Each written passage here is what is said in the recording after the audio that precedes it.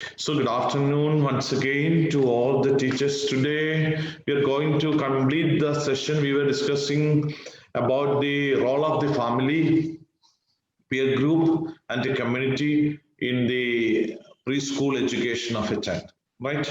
So we discussed what is the important and what is the role of main important role of family in the preschool education. That means pre-primary education sectional preschool starting from the KG classes or the nursery classes onwards.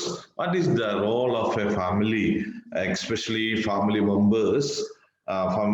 ഫാമിലിയിൽ എങ്ങനെയാണ് അവർക്ക് എഡ്യൂക്കേഷനിൽ വേണ്ട support കൊടുക്കുക, അല്ലെങ്കിൽ എങ്ങനെയാണ് കുട്ടിക്ക് വേണ്ട എന്തൊക്കെയാണ് duties of the family members, അല്ലെങ്കിൽ എന്തൊക്കെയാണ് റോൾ റെസ്പോൺസിബിലിറ്റീസ്, ഈ കാര്യങ്ങളൊക്കെ നമ്മൾ കഴിഞ്ഞ ഡിസ്കഷനിൽ നമ്മൾ സംസാരിച്ചു. Now today we are going to discuss about peer group. Peer group is a collection of, as you know, peer group is a collection of persons almost of the same age.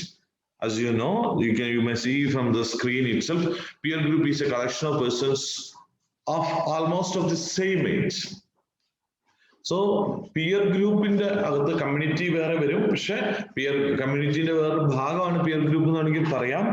But peer ഗ്രൂപ്പിന്റെ അകത്ത് സ്കൂളിൽ പോകുമ്പോൾ, ഇപ്പോൾ കുട്ടികൾ lockdown ആണ്, schools lockdown ആണ്, online classes ആണുള്ളത്. അപ്പൊ കുട്ടികൾക്ക് പിയർ ഗ്രൂപ്പ് ലേണിംഗ് സംവിധാനം ഇപ്പോഴില്ല. വൈ? കുട്ടികൾ പരസ്പരം മിങ്കിൾ ചെയ്യാനുള്ള, ഇന്ററാക്ട് ചെയ്യാനുള്ള ഓപ്പർച്യൂണിറ്റി ഇല്ല. ഇനി വീട്ടിൽ എത്ര മക്കളുണ്ടോ അത്രയും കുട്ടികൾ മാത്രമേ ഇന്ററാക്ട് ചെയ്യാൻ പറ്റൂ, അല്ലെങ്കിൽ അയൽവാസികളായിട്ട് ഇന്ററാക്ട് ചെയ്യാം. സ്കൂളിൽ വരുമ്പോൾ കിട്ടുന്നത് എന്താണ്? Suppose if there are 50 number of students in a classroom, the particular child will get the opportunity to interact with the other 39 students of the same age group. That's called peer group learning. It's one of the most influential agencies in the development of the personality of the child. അതാണ് ഇതിൽ പറയുന്നത്. Influential, ഏറ്റവും പ്രധാനപ്പെട്ട നമ്മൾ പറഞ്ഞ കുട്ടിയുടെ വിദ്യാഭ്യാസ വികസനത്തിന്റെയും വ്യക്തിത്വ വികസനത്തിന്റെയും ഏറ്റവും പ്രധാനപ്പെട്ടതാണ് പിയർ ഗ്രൂപ്പ്. ഓക്കെ, നമുക്കും അങ്ങനെയാണ്. അതുകൊണ്ടാണ് നമ്മളോട് മാതാപിതാക്കൾ, പേരൻസും ടീച്ചേഴ്സും ഒക്കെ പറയുക, choose your friend, be aware or continue.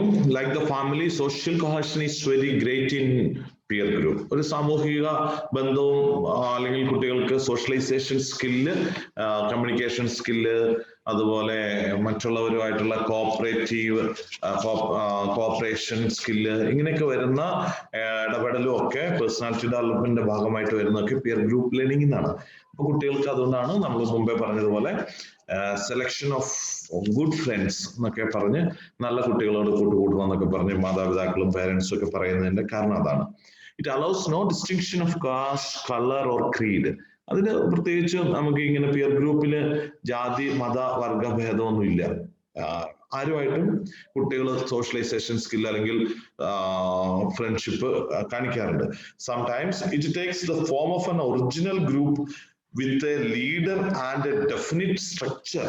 ചില കുട്ടികളിൽ ഇങ്ങനെയുള്ള ഗ്രൂപ്പില് അവർക്ക് ഒരു 5-8 പേരുണ്ടാവും, അല്ലെങ്കിൽ ഒരു പിയർ ഗ്രൂപ്പ് ഉണ്ടെങ്കിൽ അവർക്ക് ഓട്ടോമാറ്റിക് ആയിട്ടൊരു എന്തുണ്ടാവും, ഒരു ഗ്രൂപ്പ് ലീഡറും അതിനൊരു സ്ട്രക്ചറും അങ്ങനെയൊക്കെയുള്ള ചില അൺഓർഗനൈസ്ഡ് സംവിധാനങ്ങളിലാണെങ്കിൽ പോലും അത് കുട്ടികൾക്ക് പിയർ ഗ്രൂപ്പ് ലേണിംഗിലൂടെ ഒത്തിരി കാര്യങ്ങൾ പഠിക്കാൻ പറ്റും.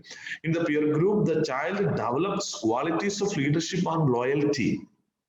ഒരു പരസ്പര ബഹുമാനവും നേതൃത്വ ഗുണവും ഒക്കെ പഠിക്കുന്നത് കുട്ടികൾ ഇത്തരം സംവിധാനങ്ങളിലൂടെയാണ്. Okay, 1 minute. ഓക്കെ, അപ്പോ he learns group values such as cooperation, tolerance, സഹവർത്തിത്വം, സഹിഷ്ണുതയും സഹകരണവും, accommodation of team spirit and competition. ഈ ഹെൽത്തി കോമ്പറ്റീഷൻ ഉണ്ട്, അൺഹെൽത്തി കോമ്പറ്റീഷൻ ഉണ്ട്. കുട്ടികളോട് നമ്മൾ എന്തിനാണ് സ്കൂളുകളിൽ സ്പോർട്സിന്റെ മെയിൻ ഉദ്ദേശം? ഹെൽത്തി കോമ്പറ്റീഷൻ എപ്പോഴും നല്ലതാണ്. എങ്ങനെയാണ് ഹെൽത്തി കോമ്പറ്റീഷൻ? മീൻസ് ജയപരാജയങ്ങൾ ആപേക്ഷികമാണ് ഒരു വ്യക്തിയുടെ ജീവിതത്തിൽ എന്ന് ബോധ്യപ്പെടുത്തി കൊടുക്കുകയാണ് ഹെൽത്തി കോമ്പറ്റീഷന്റെ ഉദ്ദേശം. അതേസമയം അൺഹെൽത്തി കോമ്പറ്റീഷൻ, അനാരോഗ്യകരമായ മത്സരങ്ങളിലൂടെ വൈരാഗ്യം, മത്സരബുദ്ധി, ശത്രുത, എനിമിറ്റി ഇതൊക്കെ ഉണ്ടാവും. അതുകൊണ്ടാണ് ടീച്ചേഴ്സ് ഇത്തരം കാര്യങ്ങളിൽ ശ്രദ്ധിക്കേണ്ടത്. അപ്പോൾ ടീച്ചർക്ക് മനസ്സിലാവണം there is ഒരു ഗെയിം അല്ലെങ്കിൽ അതിന് കോമ്പറ്റീഷൻ ഉണ്ടാവണം. കോമ്പറ്റീഷൻ മാർക്ക് വാങ്ങുന്നതിൽ അൺഹെൽത്തി കോമ്പറ്റീഷൻ പേരൻസ് കാണിക്കുന്നത് ടീച്ചേഴ്സ് നിരുത്സാഹപ്പെടുത്തണം. എന്റെ കുട്ടിക്കാണ് ഫസ്റ്റ്, എന്റെ കുട്ടിക്ക് ഏറ്റവും കൂടുതൽ മാർക്ക്, ഇതൊക്കെ നേരത്തെ ഉണ്ടായിരുന്നു, പ്രത്യേകിച്ച് റൂറൽ ഏരിയയിലുള്ള സ്കൂളുകളിൽ. The peer group helps children in the development of national conscience and scale of values in the family. That child is generally under the influence of an authoritarian leadership. Now, in the peer group, he is in a democratic environment.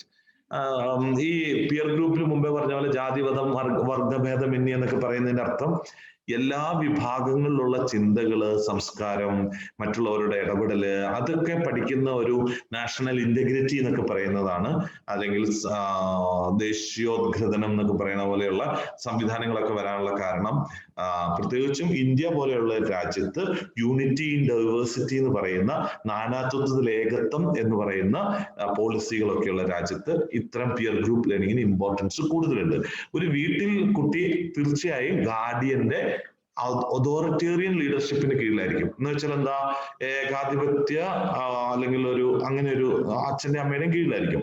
പക്ഷെ peer ഗ്രൂപ്പിൽ എന്താണ്, കുട്ടി അവിടെ democratic environment ആണ്, ജനാധിപത്യ അന്തരീക്ഷമാണ് peer ഗ്രൂപ്പിലുള്ളത്. പരസ്പരം അവര് ഈക്വൽ സ്റ്റാറ്റസ് ആണ് മെയിൻറ്റെയിൻ ചെയ്യുക. പക്ഷെ ഫാമിലിയിൽ അങ്ങനെയല്ല, എൽഡേഴ്സ് ഉണ്ട്. അപ്പൊ ഈ കുട്ടിക്ക് എന്ത് ചെയ്യാൻ പറ്റില്ല, ഈക്വൽ സ്റ്റാറ്റസ് ഒന്നും കിട്ടണമെന്ന് നിർബന്ധമില്ല. ഓക്കെ, അപ്പോ പിയർ ഗ്രൂപ്പ് ഉള്ളിടത്ത് കുട്ടികൾക്ക് കുറച്ചും കൂടെ മാനസിക വളർച്ചയ്ക്ക് സാധ്യതകളുണ്ട്. മാനസിക, ബൗദ്ധിക, ശാരീരിക, വൈകാരിക വളർച്ചയ്ക്ക് സാധ്യതയുണ്ട്. ഇത്രയും കാര്യങ്ങൾക്ക് ഉള്ളത് കൊണ്ടാണ് അതൊരു പേഴ്സണാലിറ്റി ഡെവലപ്മെന്റിന്റെ ഏറ്റവും നമ്പർ 1 ഏജൻസിയാണ് പിയർ ഗ്രൂപ്പ് ലേണിംഗ് അല്ലെങ്കിൽ പിയർ ഗ്രൂപ്പ്സ് എന്ന് പറയുന്നത്. The peer group are of different kinds. There are play groups, gang ഉണ്ട്, and cliques ഉണ്ട്. Gang really means a group involved in an undesirable social activities. ഒരു gang എന്നൊക്കെ പറയുന്നത് പലതരത്തിലുള്ളതാണ്. Petty, തീവിങ്, ചില സാമൂഹ്യ ദ്രോഹികളുടെ ഗാങ്ങുകളുണ്ട്, കളിക്കാനുള്ള കുട്ടികൾ തമ്മിലുള്ള ഗ്രൂപ്പുകളുണ്ട്, ഫൈറ്റിംഗ് ആൻഡ് സ്മോക്കിംഗ്, അങ്ങനെയുള്ള കാര്യങ്ങൾക്കൊക്കെയാണ് ഗാങ് എന്നൊക്കെ ഉദ്ദേശിച്ചത്. It is an integrated group with a high degree of cohesion. If unchecked, the children of the gang or clique may perpetuate their anti-social activities. It is highly desirable. അപ്പൊ കൂട്ടുകെട്ടുകൾ നല്ലതാണോ എന്ന് രക്ഷിതാക്കൾ പരിശോധിക്കണം എന്നാണ് peer ഗ്രൂപ്പിന്റെ പ്രത്യേകത. രക്ഷിതാക്കള്, അധ്യാപകര് ശ്രദ്ധിക്കണം. ഇപ്പൊ നമ്മളാണെങ്കിലും മുതിർന്നവർ അധ്യാപകരാണെങ്കിലും നല്ല സഹവർത്തിത്വം ഇല്ലെങ്കിൽ, even if it is in a family, if the life partner or the co-worker or the school atmosphere ജോലി ചെയ്യുന്ന ടീച്ചേഴ്സ് ആണെങ്കിലും, അവരുടെ വീട്ടിനടുത്തുള്ള ഫാമിലി ഫ്രണ്ട്ഷിപ്പ് സർക്കിളിലാണെങ്കിലും നമ്മൾ നല്ല ആളുകളുമായിട്ട് ഇടപെട്ടിട്ടില്ലെങ്കിൽ നമ്മൾക്കും അത്തരത്തിലുള്ള നമ്മളെ പേഴ്സണാലിറ്റി ഡെവലപ്മെന്റിനെ മൊത്തത്തിൽ ബാധിക്കും. കാരണം എന്താ, നമുക്ക് കിട്ടുന്ന പിയർ ഗ്രൂപ്പിൽ നിന്ന് കിട്ടുന്ന ഇൻഫ്ലുവൻസസ് നമ്മുടെ വ്യക്തിത്വത്തെ സ്വാധീനിക്കും. It is highly desirable then to sublimate their energy by providing opportunities for an active membership in some organizations such as art, sports club, filling club, reading club of social service club. ഇത് ഇങ്ങനെ വരുന്ന കുട്ടികളുടെ വേറെ 1-2 ഗുണങ്ങൾ എന്താണ്, ഈ ക്ലബ്ബുകളൊക്കെ സ്കൂളുകളിൽ ഉണ്ടാക്കിയിരിക്കുന്നത് കുട്ടികളെ എഡ്യൂക്കേഷന്റെ മെയിൻ സ്ട്രീമിലേക്ക് കൊണ്ടുവരാൻ ഇത്തരം ക്ലബ്ബുകളിൽ അവസരങ്ങൾ കിട്ടും. അവനവന്റെ കഴിവുകള്, അഭിരുചികള്, താല്പര്യങ്ങൾ അനുസരിച്ചിട്ട് കുട്ടികളെ പലതരത്തിലേക്ക് കൊണ്ടുവരണം. പ്രീ പ്രൈമറി ക്ലാസ്സുകൾ പഠിപ്പിക്കുന്ന ഒരു ടീച്ചർക്ക് ഇതെങ്ങനെ മനസ്സിലാക്കാൻ പറ്റും? കുട്ടികളെ എല്ലാ മേഖലകളിലും മുൻപന്തിയിലേക്ക് കൊണ്ടുവരാൻ അവിടെ പ്രത്യേകിച്ച് ക്ലബ്ബൊന്നുമല്ല, ടീച്ചർ തന്നെയാണ് ഈ എല്ലാ ക്ലബിന്റെയും ആള്. എന്ന് വെച്ചാൽ ടീച്ചറാണ് സർവ്വസംഘാടക. ടീച്ചർ ഒരു സർവകലാശാലയായി കുട്ടിയുടെ മുന്നിൽ നിൽക്കേണ്ടതുമ്പം ഈ ടീച്ചർ ഇതെല്ലാം അറിയണം. അതുകൊണ്ടാണ് നിങ്ങൾ ഇത് പഠിക്കേണ്ടത്. Education role of the community. നമ്മൾ അതിനകത്ത് പറഞ്ഞിരിക്കുന്ന കമ്മ്യൂണിറ്റിയുടെ അല്ലെങ്കിൽ role of the family, peer group, community and the state in the education. അപ്പോ ഒരു സമൂഹത്തിന്റെ വിദ്യാഭ്യാസപരമായ ലക്ഷ്യങ്ങൾ അല്ലെങ്കിൽ ഡ്യൂട്ടീസ് എന്തൊക്കെയാണ്? Community is a group of people living together in a locality sharing common tradition, folk ways and customs. ചില നാഗരികതകളൊക്കെ, folk ways എന്നൊക്കെ പറയുന്നത് അങ്ങനെയാണ്. ചില പ്രാചീന ശീലങ്ങൾ അല്ലെങ്കിൽ ചില പാരമ്പര്യങ്ങൾ, ചില സംസ്കാരങ്ങൾ, ചില പ്രാദേശിക സംവിധാനങ്ങളിലൊക്കെ നിലനിൽക്കുന്നതാണ് കമ്മ്യൂണിറ്റിയുടെ വിശ്വാസങ്ങൾ, കമ്മ്യൂണിറ്റിയുടെ പ്രത്യേകത. അങ്ങനെ ഒരു ഗ്രൂപ്പ് ഓഫ് പീപ്പിൾ ആണ് കമ്മ്യൂണിറ്റി. അപ്പോൾ അവിടെ എന്തൊക്കെ ഉണ്ടാവും? ആ നാടിന്റെ തനതായ സംസ്കാരം അതിൽ അലിഞ്ഞ് ചേർന്നിട്ടുണ്ടാവും. അപ്പോൾ ആ കമ്മ്യൂണിറ്റിയിൽ നിന്നും കുറെ കുട്ടിക്ക് പഠിക്കാനുണ്ട്, സമൂഹത്തിൽ നിന്ന് പഠിക്കാനുണ്ട്, വീട്ടിൽ നിന്ന് പഠിക്കാനുണ്ട്, സുഹൃത്തുക്കളിൽ നിന്ന് പഠിക്കാനുണ്ട്. Now we are talking about the community. The following are the education role of the community. Assess the needs of the local people, provide educational facilities, take measures. Assess the needs of the local people എന്ന് ഉദ്ദേശിക്കുന്നത് ആ പ്രദേശത്തെ ആളുകളുടെ, പ്രാദേശികവാസികളുടെ ആവശ്യങ്ങൾ അനുസരിച്ചിട്ട് അവിടുത്തെ ഒരു community, അവിടുത്തെ ഒരു പ്രത്യേക ആളുകള് സമൂഹം പെരുമാറണം. കമ്മ്യൂണിറ്റി എന്ന് ഉദ്ദേശിക്കുന്നത് സമൂഹമാണ് ഇവിടെ. പ്രൊവൈഡ് എഡ്യൂക്കേഷണൽ ഫെസിലിറ്റീസ്, ആ സമൂഹം, ആ നാട്ടിലുള്ള ആളുകൾക്ക് വിദ്യാഭ്യാസ സൗകര്യം ഉണ്ടാക്കി കൊടുക്കണം. ഹിയർ ഇൻ അവർ കൺട്രി ഇപ്പൊ നമ്മളെ തദ്ദേശ സ്വയംഭരണ വകുപ്പുകളുടെ പഞ്ചായത്ത് രാജിന് ശേഷം പഞ്ചായത്തുകളിലൊക്കെ ഇതിന് നല്ലപോലെ പ്രവർത്തനങ്ങൾ നടക്കുന്നുണ്ട്. Take measures to establish schools suited to the locality. ആ ഏരിയയ്ക്ക് വേണ്ടിയിട്ട് ഉചിതമായ ആ ഏരിയയ്ക്ക് വേണ്ട സ്കൂളുകൾ അവിടെ സ്റ്റാർട്ട് ചെയ്യാം. ഇനി അങ്ങനെയുള്ള ഒരു പഞ്ചായത്തിൽ എക്സെപ്ഷണൽ ചിൽഡ്രന് വേണ്ടി, സ്പെഷ്യൽ നീഡ്സ് ഉള്ള കുട്ടികൾക്ക് വേണ്ടി ബഡ്സ് സ്കൂളൊക്കെ ഓരോ പഞ്ചായത്തിലും തുടങ്ങിയത് ആവശ്യങ്ങൾ അനുസരിച്ച് ആ പ്രദേശത്തെ സമൂഹം, അതിനുള്ള സംവിധാനങ്ങൾ, സാമൂഹികമായ അവകാശങ്ങളുള്ള തദ്ദേശ സ്വയംഭരണ വകുപ്പുകള്, ഗ്രാമസഭകളൊക്കെ കൂടി ഉണ്ടാക്കി കൊടുക്കുന്നതാണ്. ഈ പഞ്ചായത്തുകളൊക്കെ ഉണ്ടാക്കി കൊടുക്കേണ്ടതാണ് അത്തരം സംവിധാനങ്ങൾ. അറ്റൻഡ് ടു ദ വൊക്കേഷണൽ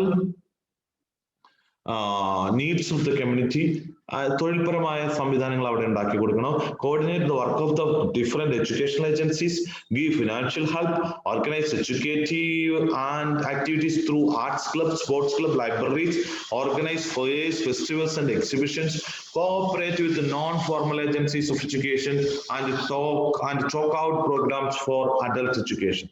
അപ്പൊ ഇതൊക്കെയാണ് അവിടെ കമ്മ്യൂണിറ്റിയുടെ ഡ്യൂട്ടീസ്. ഇനി ഇത് നിങ്ങൾ നോക്കുമ്പോൾ നിങ്ങൾക്ക് ഈ നോട്ട്സ് ഉണ്ട്, നിങ്ങൾക്ക് ഈ നോട്ട്സ് ഇവിടെ നിന്ന് ശ്രുതി അയച്ചു തരും. ഇനി ഇതിന്റെ മലയാളം നിങ്ങൾക്ക് കിട്ടും. മലയാളം ലക്ഷ്യമുള്ളവർക്ക് ചിലപ്പോൾ ഇത് പേജുകൾ അങ്ങോട്ടും ഇങ്ങോട്ടൊക്കെ പല പേരിൽ മാറിക്കിടക്കായിരിക്കും. പക്ഷെ നിങ്ങൾ ഇതിന്റെ ഹെഡിങ് നോക്കി നിങ്ങൾക്ക് അതുമായിട്ട് കോറിലേറ്റ് ചെയ്ത് നിങ്ങൾക്ക് പോയിന്റുകൾ പഠിച്ചിരിക്കേണ്ട എസ്സേ ഒക്കെ എഴുതാൻ എളുപ്പമാണ്. ഇപ്പൊ ഓൺലൈൻ എക്സാം ആയതുകൊണ്ട് പിന്നെ എല്ലാവരും ഒക്കെ പെട്ടെന്ന് പാസ്സാവുന്നുണ്ട്. ഇപ്പോ ഓൺലൈൻ മാറും. കോവിഡ് വാക്സിൻ ഒക്കെ വന്നുകൊണ്ട് നിങ്ങൾ, ഞങ്ങൾ പറയുന്ന അസോസിയേഷൻ പറയുന്ന നിങ്ങളുടെ അടുത്തുള്ള സ്കൂളുകളിൽ പരീക്ഷയ്ക്ക് പോകണം. നിങ്ങളുടെ അതാത് താലൂക്കിൽ തന്നെ ഉണ്ട്, എല്ലാ ജില്ലകളിലും പരീക്ഷാ കേന്ദ്രങ്ങളുണ്ട്. Give financial help, organise educational functions of the state. Educational functions of the state ആണ് ഇനി നമ്മൾ പറയുന്നത്. Number 1 education functions of the state. ഇതിൽ നമ്പർ 1 എഴുതിയിരിക്കുന്നത് അത് ഹെഡിങ് ആണ്, educational functions of the state. Educational functions of prescribe the AIIMS and objectives of education. അതായത് ഒരു സംസ്ഥാനത്തിന്റെ ലക്ഷ്യമാണത്, സംസ്ഥാനവും രാജ്യവുമാണെങ്കിലും. അപ്പോൾ നമ്മുടെ രാജ്യത്തെ വിദ്യാഭ്യാസ ലക്ഷ്യങ്ങൾ പറയുന്നതിനാണ് ദേശീയ വിദ്യാഭ്യാസ ഗവേഷണ പരിശീലന കേന്ദ്രം, state education research and training, state SCERT എന്ന് പറയുന്നത് state education research and training, സംസ്ഥാന വിദ്യാഭ്യാസ ഗവേഷണ കേന്ദ്രം, സംസ്ഥാന വിദ്യാഭ്യാസ ഗവേഷണ പരിശീലന കേന്ദ്രം, SCERT, state council for education research and training എന്നാണ് അതിന്റെ full form. Establish suitable and adequate schools from nursery to university. ആ സംസ്ഥാനത്ത്, ആ സ്റ്റേറ്റ് ആണ് ഇതൊക്കെ ഉണ്ടാക്കി കൊടുക്കേണ്ടത്. Equalize educational opportunities by abolishing fees, giving scholarship, etc. സാധാരണക്കാരുടെ മക്കൾക്ക് പഠിക്കാൻ വേണ്ടി ഫ്രീ ആയിട്ടുള്ള സർക്കാർ സ്കൂളുകൾ ഉണ്ടാക്കുക. Provide funds, maintain education standards by appointing commissions, establish training schools and training colleges, encourage research in education technology, provide equipments, libraries, laboratories, AV aids, etc. Conduct audiovisual aids അതൊക്കെ കൊടുക്കുക, ലൈബ്രറി കൊടുക്കുക, laboratories കൊടുക്കുക. Conduct public examination, encourage non-formal and informal agencies in their literacy campaigns and other educational works. The importance of work experience ആണ്. അപ്പൊ ഇതിനകത്ത് അടുത്ത point work experience ആണ്. ഇത് തൊഴിൽ പരിശീലനം കൊടുക്കുന്നതാണ്. പ്രൈമറി ക്ലാസ്സുകളിൽ നമുക്ക് അത്ര വലിയ ഇല്ല എങ്കിലും വൊക്കേഷണൽ എഡ്യൂക്കേഷൻ എന്താണെന്നും ഇപ്പോൾ നമ്മുടെ നാട്ടിൽ വന്നുകൊണ്ടിരിക്കുന്ന BVOC എന്ന് പറയുന്ന കോഴ്സ് ഉണ്ട്, ബാച്ചിലർ ഓഫ് വൊക്കേഷൻ എഡ്യൂക്കേഷൻ. ആ കോഴ്സിനെ കുറിച്ച് അതിന്റെയൊക്കെ ബേസ് ഇതാണ്. പണ്ട് തൊട്ടേ ആളുകൾ പറയുമെങ്കിലും നമ്മുടെ നാട്ടിൽ ഇപ്പോഴും മാർക്കിനും കാണാപ്പാടം പഠിക്കുന്ന റോട്ട് ലേണിങ്ങിനുമാണ് ഇമ്പോർട്ടൻസ്. അതുകൊണ്ടാണ് കുട്ടികൾ സർഗവാസനകളെ പരിപോഷിപ്പിക്കാൻ സാധിക്കാത്ത, കഴിവ് വികസിക്കാത്ത കുട്ടികളായി മാറുന്നത്. ഓക്കെ, അപ്പൊ നമ്മുടെ ടൈം കഴിഞ്ഞു. ഇതുകൂടെ പെട്ടെന്ന് നമുക്ക് അവസാനിപ്പിക്കും, ടോപ്പിക് തീരും. Work experience and socially useful productive work have been introduced in Indian school as a necessary part of the curriculum. നമ്മുടെ രാജ്യത്ത് നമ്മുടെ പാഠ്യപദ്ധതിയിൽ അങ്ങനെ തൊഴിൽ വിദ്യാഭ്യാസത്തിന് പ്രാധാന്യം കൊടുത്തിട്ടൊക്കെ ഉണ്ട്, അതിന് സംവിധാനങ്ങളൊക്കെ ഉണ്ട്. അതുകൊണ്ടാണ് വൊക്കേഷണൽ ഹൈസ്കൂളൊക്കെ ഉണ്ടത്. പക്ഷെ അതൊന്നും എല്ലായിടത്തും it is also meant to decrease the emphasis on rote learning ആണ്. റോട്ട് ലേണിംഗ് മനപ്പാഠം പഠിക്കുന്നത്, കാണാപ്പാഠം പഠിക്കുന്നത്. ആൻഡ് ബുക്കിഷ് നോളജ്, അതായത് പാഠപുസ്തകത്തിലെ നോളജ് മാത്രം അല്ലാതിരിക്കുക. ബുക്കിഷ് നോളജ് എന്ന് പറഞ്ഞാൽ പുസ്തകപ്പുഴു എന്നൊക്കെ പറയുന്നതിന് തുല്യമാണ്. അപ്പൊ കുട്ടികൾക്ക് അതിനല്ലാതെയുള്ള അവസരങ്ങൾ കൊടുക്കാൻ ക്ലാസ് റൂമിൽ ആക്ടിവിറ്റി ബേസ്ഡ് ലേണിംഗും അതിനോടനുബന്ധിച്ച് തൊഴിൽ അഭിരുചി പ്രവർത്തനങ്ങൾക്കുള്ള പഠന പ്രവർത്തനങ്ങൾ നടത്തണം എന്നാണ് ഉദ്ദേശിക്കുന്നത്. ചെറിയ പ്രായത്തിൽ തന്നെ അതിനുള്ള സംവിധാനങ്ങളും പരിശീലനങ്ങളും കുട്ടികൾക്ക് കൊടുത്തു തുടങ്ങണം. Socially useful productive work, SUPW, not a new concept. അങ്ങനെ ഒരു സോഷ്യലി യൂസ്ഫുൾ പ്രൊഡക്റ്റീവ് വർക്ക് എന്നാണ് SUPW പറയുന്നത്. അതൊരു സാമൂഹികമായ ഉപകാരപ്രദമായ ക്രിയാത്മകമായ ഒരു കോഴ്സുകൾ അല്ലെങ്കിൽ പരിശീലനങ്ങൾ കരിക്കുലത്തിൽ ഉൾപ്പെടുത്തണം എന്നാണ് ഇത് ഉദ്ദേശിക്കുന്നത്. The basic education philosophy and the Wardha scheme of education of Mahatma Gandhi. മഹാത്മാഗാന്ധിയുടെയാണ് വർദ്ധ സ്കീം ഓഫ് എഡ്യൂക്കേഷൻ എന്ന് പറയുന്നത്. അപ്പൊ അതിനകത്ത് കോത്താരി കമ്മീഷൻ എന്നൊക്കെ പറഞ്ഞ് നിങ്ങൾ പണ്ട് കേട്ടിട്ടുണ്ടാവും. ആ കാര്യത്തെ കുറിച്ചാണ് ഇപ്പോൾ നമ്മൾ ഇതിനകത്ത് പറയുന്നത്. In India, the movement was strengthened and expanded after independence. Many senior basic schools and basic teacher training colleges were established throughout the country, and into the late 1966, 1964 മുതൽ 1966 മുതൽ കുറെ basic schools, basic schools, senior basic schools, teacher training colleges ഒക്കെ ഉണ്ടായിരുന്നു. This commission, അതായത് കോത്താരി കമ്മീഷനെ കുറിച്ചാണ് പറയുന്നത്. This commission emphasised, Kothari commission വന്നത് 1964 മുതൽ 1966 വരെയാണ്. This commission emphasise the need to link all education with productivity. എല്ലാ വിദ്യാഭ്യാസവും ഉൽപാദനക്ഷമതയും ക്രിയാത്മകതയുമായി ബന്ധിപ്പിച്ചിട്ടാണ് കോത്താരി കമ്മീഷൻ റിപ്പോർട്ട് ഉള്ളത്. അതിനനുസരിച്ചിട്ട് കുറെ മാറ്റങ്ങൾ ഇപ്പോൾ വന്നത്. പക്ഷെ നമ്മൾ സർക്കാർ സംവിധാനങ്ങൾ വളരെ സ്ലോ ആയതുകൊണ്ട് സാധാരണക്കാരിലേക്ക് അതൊക്കെ എത്താൻ കുറച്ച് സമയം എടുക്കും. Two of the most important recommendations of Kothari Commission are for vocationalization of education and work experience for all classes from 1st to 12th. 1 മുതൽ 12 വരെയുള്ള എല്ലാ ക്ലാസ്സുകളിലും വൊക്കേഷണലൈസേഷൻ, തൊഴിൽപരമായ പഠന പ്രവർത്തനങ്ങളും അതിനൊപ്പം വർക്ക് എക്സ്പീരിയൻസ് ഒക്കെ നടത്തുന്നതാണ് പറയുന്നത്. Implementation of work experience as a result of Kothari Commission recommendations. Work experience was introduced in all schools in India from 1975. പ്രവർത്തനാധിഷ്ഠിത പരിശീലന പരിപാടികൾ 1975 മുതൽ കോത്താരി കമ്മീഷന്റെ നിർദ്ദേശാനുസരണമാണ് ഇന്ത്യയിൽ ആരംഭിച്ചത്. At that time, the emphasis was mostly on protection-based activities to train for vocational skills. Sale of good quality goods by schools to the community around was encouraged. Special features of SUPW, some features of SUPW made it quite different from other subjects are the existing curriculum, and these are: the grading system of SUPW is a subject for certification at both the 10th and the 12th classes levels, and passing in it is a necessary condition for passing the examinations.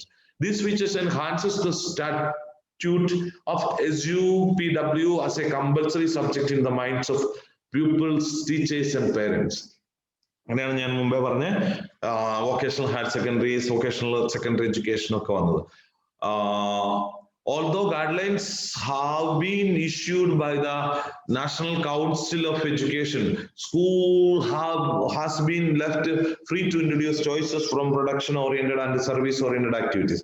According to the needs and the available facilities in their schools, syllabi for several activities and services are available from NCERT. NCERT ഞാൻ മുമ്പേ പറഞ്ഞത്, NCERTയുടെ full form national council for education research and training, ദേശീയ വിദ്യാഭ്യാസ ഗവേഷണ പരിശീലന കേന്ദ്രം.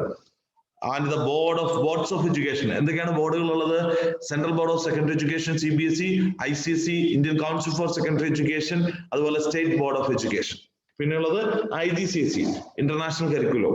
But the schools, ഇതെല്ലാവരും എഴുതിയെടുക്കണം, ഇതൊന്നും പിന്നീട് ചോദിച്ചാൽ പലർക്കും അറിയില്ല.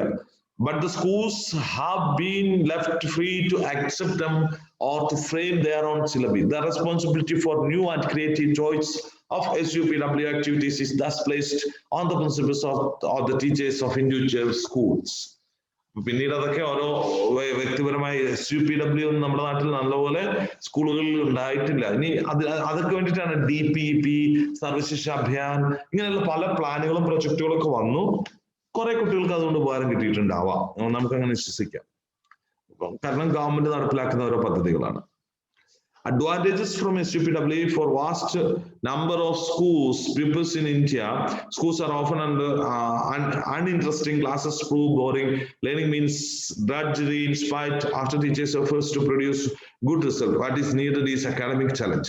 ഇപ്പം ഇങ്ങനെയുള്ള DPEPയും സർവശിക്ഷ അഭിയാനും ഒക്കെ വന്നതിന് ശേഷം സ്കൂളുകളൊക്കെ കുട്ടികൾക്ക് ഭയങ്കര അരുചിയായിരുന്നു, അല്ലെങ്കിൽ ഇൻട്രസ്റ്റ് ഇല്ലാത്തതായിരുന്നു. പക്ഷെ ഇപ്പൊ ഒക്കെ കാര്യങ്ങൾ മാറി. കുറെയൊക്കെ കുട്ടികൾക്ക് സ്കൂളിൽ പോകാൻ ഇഷ്ടമാണ്. ചില കുട്ടികൾക്കൊക്കെ കുറെ മാറ്റങ്ങളുണ്ട്. പക്ഷെ നിങ്ങൾ ഉദ്ദേശിക്കുന്ന ഒരു 10 വർഷം മുന്നേ അല്ലെങ്കിൽ 20 വർഷം മുന്നേ കുട്ടികൾ സ്കൂൾ എന്ന് പറയുന്നത് ഒരു പേടി സ്വപ്നമായിട്ട് കണ്ടിരുന്ന ആളുകളും ഉണ്ടായിരിക്കാം കൂടുതലും. സ്കൂളിൽ പോകാൻ മടിയുള്ളവര്, പരീക്ഷ പേടി, പരീക്ഷയ്ക്ക് പനി, വയറുവേദന അല്ലെങ്കിൽ ഇങ്ങനെയുള്ള വരുന്നതൊക്കെ പഠനം അരോചകമായി കുട്ടികൾക്ക് തോന്നിയിരുന്നു. നമ്മുടെ ഓഫീസിലൊക്കെ ഉള്ള ആൾക്കാർക്ക് പലരും അങ്ങനെ പറയുന്നുണ്ട്. ഇപ്പം അവർക്കൊക്കെ പഠനം അരോചകമായിരുന്നു, പഠിക്കുക എന്നുള്ളത് ഒരു ഇഷ്ടമില്ലാത്ത സബ്ജക്റ്റ് ആയിരുന്നു. അപ്പൊ അങ്ങനെ വന്നതുകൊണ്ട്, പക്ഷെ നിങ്ങളെ കോർഡിനേറ്റർ ശ്രുതിയൊക്കെ പഠിക്കാൻ ഭയങ്കര ഇഷ്ടമുള്ള ആളായിരുന്നു അല്ലേ? അതെ. School can become an interesting place. The class room can produce building learners. അപ്പൊ സ്കൂൾ ഒരു ഇൻട്രസ്റ്റിംഗ് സ്ഥലമായി മാറണം. ക്ലാസ് റൂം എന്ത് ചെയ്യണം? പഠിതാക്കളെ നിർമ്മിക്കുന്ന കേന്ദ്രമാവണം. The poor sections and underprivileged in our society can produce and learn many useful skills. അപ്പൊ നിങ്ങളുടെ ക്ലാസ് റൂം എങ്ങനെയായിരിക്കണം? കുട്ടികൾക്ക് ഭയങ്കര ഇൻട്രസ്റ്റിംഗ് ആയിരിക്കണം വരാൻ. ആ ടീച്ചർ സ്കൂളിലുണ്ടെങ്കിൽ ഞാൻ പോകുമെന്ന് കുട്ടി വിചാരിക്കണം. അങ്ങനെ മാറ്റേണ്ടത് ടീച്ചേഴ്സ് ആണ് ശരിക്കും. പല പോളിസികളും പല പദ്ധതികളും സർക്കാർ നടപ്പിലാക്കും. കരിക്കുലം, പാഠ്യപദ്ധതി, സിലബസ്, പാഠ്യക്രമം ഒക്കെ വരും. പക്ഷെ ടീച്ചേഴ്സ് ആണ് നന്നായിട്ട് ഇംപ്ലിമെന്റ് ചെയ്യേണ്ടത്. ഇൻ കോൺട്രാസ്റ്റ്, അതിന് വൈരുദ്ധ്യമായിട്ട് peoples from privileged classes of society, especially in urban areas, are preparing for high achievement academically. They want to score marks and join admissions to universities and professions. Many urban and public schools have for long ignored everything except academic achievement and high marks. For such a school, SUPW is a means of developing correct attitudes to the real world, a love of activity, work, participation in producing goods or in serving the community are most beneficial. An all-round education and a socially conscious pupil can be the result of SUPW in the school. അതായത് socially useful productive work experience കൊടുക്കുന്ന സ്കൂളുകളിൽ കുട്ടികൾക്ക് ഇത്തരത്തിലുള്ള ഗുണങ്ങൾ ഉണ്ടാവും എന്നുള്ളതാണ്. കുട്ടികൾക്ക് വളരെ ഇമ്പോർട്ടൻ്റ് ആയിട്ട് all round development of education അതിലൂടെ സാധ്യമാക്കും. നാനാവിധത്തിലുള്ള കുട്ടികളുടെ മാനസിക, ശാരീരിക, ഭൗതിക വികസനങ്ങൾ, വൈകാരിക വികസനങ്ങൾ നടക്കും. ഹൗ ടു ഇൻട്രൊഡ്യൂസ് SUPW എന്നുള്ളതാണ് ഇപ്പൊ പറയുന്നത്. There are certain steps necessary for successful implementation of SUPW in the schools. On the poor planning and faulty organization can result in failure of SUPW in schools. ഇത് ഏത് planning അങ്ങനെയാണ്.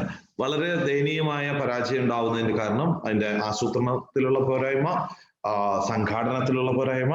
അത് നമുക്കറിയാം അല്ലെ? അത് എന്തുകൊണ്ടാണെന്നാണ്. ഇതൊക്കെ ഗവൺമെന്റ് ഓരോരോ പഠനങ്ങൾ നടത്തുക മാത്രമേ ഉള്ളൂ. From the planning stage, all the teaching and non teaching staff should be involved in the preparation. അപ്പൊ സ്കൂളിലെ പ്രവർത്തനങ്ങളിൽ ആ സ്കൂളിൽ എല്ലാവരെയും യോജിപ്പിക്കുന്ന ഒരു കൂടിയാലോചനയും അല്ലെങ്കിൽ കൂട്ടായ്മയും ഒക്കെ ഉണ്ടാവണം. ഓറിയന്റേഷൻ ഓഫ് പേരൻസിനും രക്ഷിതാക്കൾക്കും ഒരു അവയർനെസ് ക്ലാസ്സുകൾ കൊടുക്കണം. Survey of the community and around those field trips ഒക്കെ നടത്തണം. പിന്നെ conditions for the recognition of pre school and pre school training institutes. Pre സ്കൂളുകൾ NCT അനുസരിച്ചിട്ട് ഒരു സംവിധാനങ്ങളൊക്കെ വേണം. National council for teacher education ആണ് NCTE. അതനുസരിച്ചിട്ടാണ് പ്രീ സ്കൂൾ. പക്ഷെ പ്രീ സ്കൂളുകൾക്കൊന്നും പ്രത്യേകിച്ച് ഇപ്പൊ അംഗീകാരമൊന്നും കൊടുക്കാനുള്ള സംവിധാനം സർക്കാരിനായിട്ടില്ല. ഇനി റൂംസ് എങ്ങനെ വേണം പ്രീ സ്കൂളുകൾ? കാരണം ഇത് പണ്ടത്തെ പുസ്തകത്തിന്റെ നിയമമാണ്, നിങ്ങൾ ജസ്റ്റ് വായിച്ചാൽ മതി. ഇപ്പൊ ആ നിയമങ്ങളൊക്കെ കുറച്ചും കൂടെ മാറിയിട്ടുണ്ട്. പ്രീ സ്കൂളുകൾക്ക് പ്രത്യേകിച്ച് ഒരു രജിസ്ട്രേഷന്റെ നിയമം സർക്കാർ ഇതുവരെയും കൊണ്ടുവന്നിട്ടില്ല. ആൻഡ് ഇൻഡോർ എക്യുപ്മെന്റ്സ് എന്തൊക്കെ വേണമെന്നാണ് ഇതിനകത്ത് പറയുന്നത്. Family corner, book corner, musical corner, natural material corner ഒക്കെ വേണം. പോപ്പറ്റ് കോർണർ, മിനി തിയേറ്റർ ഒക്കെ സ്കൂളിൽ വേണമെന്നാണ് പറയുന്നത്. ഓക്കെ, ഇത് നിങ്ങൾക്ക് ഈ നോട്ടിൽ നിങ്ങൾ വായിച്ചു നോക്കിയാൽ മതി. നിങ്ങൾക്ക് അറിയാവുന്നത് തന്നെയാണ്. ഇപ്പൊ സ്കൂളുകളിൽ എന്തൊക്കെ സാധനങ്ങളാണ്, ഇതിന്റെ ഇരട്ടി സാധനങ്ങൾ ഇപ്പൊ ഓൾറെഡി സ്കൂളുകളിലുണ്ട്.